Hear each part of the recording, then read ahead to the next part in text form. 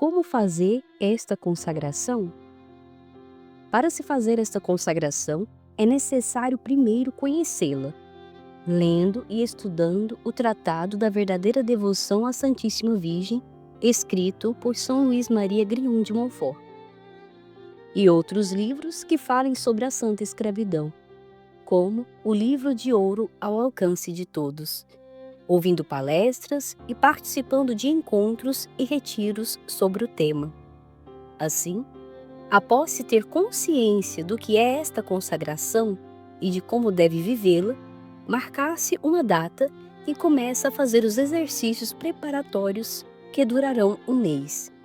Estes exercícios são meditações diárias que podem ser encontradas no livro Exercícios Espirituais para Total Consagração à Santíssima Virgem.